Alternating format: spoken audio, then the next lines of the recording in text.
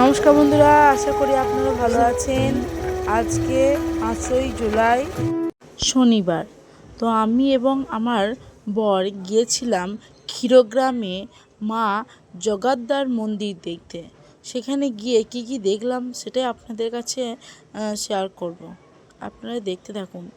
এই ক্ষীরগ্রাম যেতে হলে আপনাদেরকে প্রথমে কাটোয়া স্টেশন থেকে বা কাটোয়া বাস স্ট্যান্ড থেকে যে বর্ধমান যাওয়ার যে রাস্তাটা সিপাহীদিঘি হয়ে কৈচরে গিয়ে আপনাদের নামতে হবে।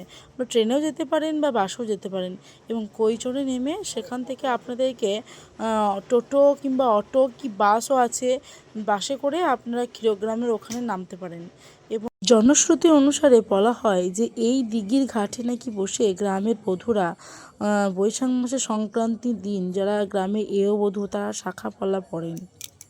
সতীর দেহত্যাগের সময় মহাদেবের উন্মত্ত ফলে বিষ্ণু তার সুদর্শন চক্র দিয়ে সতীর দেহটি 108টি খণ্ডে ভাগ করেছিলেন।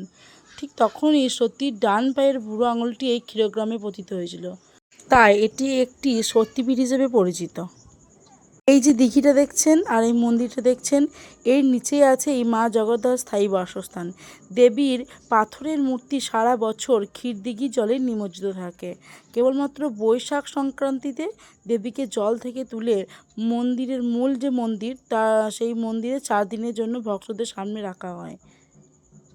তারপর পুজো শেষ হওয়ার পর ভোরবেলায় দেবীকে ক্ষীরদিঘি জলে আবার ডুবিয়ে রাখা হয়। এই স্থানটিতে বলিও হয় যে একটা সময় প্রাচীন যে জগদ্ধার মূর্তি সেটা হারিয়ে গিয়েছিল।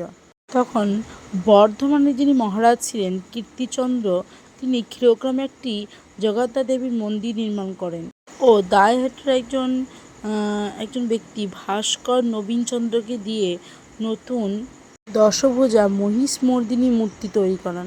পরে ক্ষীরদিঘি সংস্কারের সময় আসল যে মূর্তি সেটা পাওয়া গিয়েছিল। বৈশাখ মাসের সংক্রান্তির দিন এখানে প্রচুর লোকজন আসে। যদি কেউ প্রসাদ খেতে যান তাহলে এখানে টোকেন পাওয়া যাবে, এবং এখানে অফিসও আছে, সেখানেও পাওয়া যায়। ভাগ্যচক্রে এখানে একটা নতুন বিয়েও দেখতে পেলাম। এখানে পানীয় জলের জায়গা আছে এবং বাথরুমও আছে। আর খাবারের জন্য যে ভোগের যে জায়গা, এখানে খাবার খাওয়ায় সেই জায়গাটাই দেখুন। এবং তার পাশেই আছে রান্না করার জায়গা এবং অফিস। এখানে থাকার ব্যবস্থাও থাকে। ক্যানন বল ট্রি, এই গাছটার নাম হচ্ছে cannon ball tree. Cannon ball tree ইয়ে কী হবে? গাছটার বাংলা নাম কি কেউ বলতে পারবেন?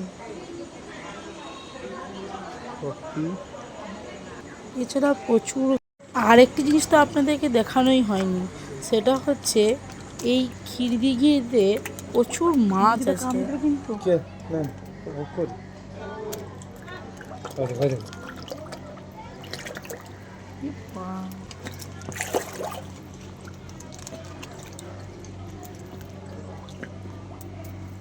মাছ তো খায় এরা?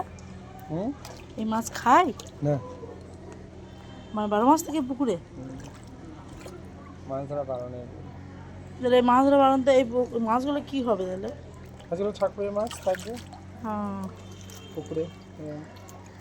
পোষা মাছ, এই দেখো কত বড়, দেখো মাছটা, এই দেখো, এই দেখো কত বড়, কত বড়।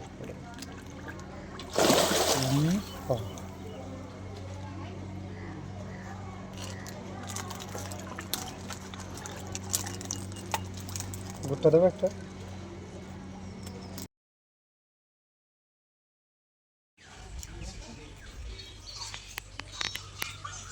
কাঁকড়গুলো ভিডিও করে আছে।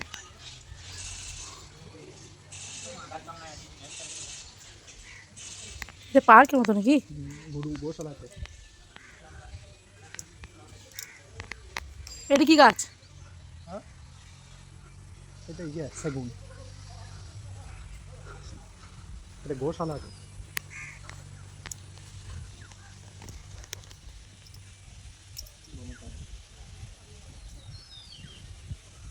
এখানে দুধ দেয় মায়ের ভোগ হয়, এই গরুগুলো দুধ।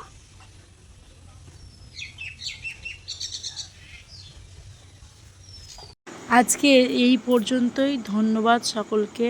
ভিডিও ভালো লাগলে লাইক, কমেন্ট, শেয়ার এবং সাবস্ক্রাইব করবেন।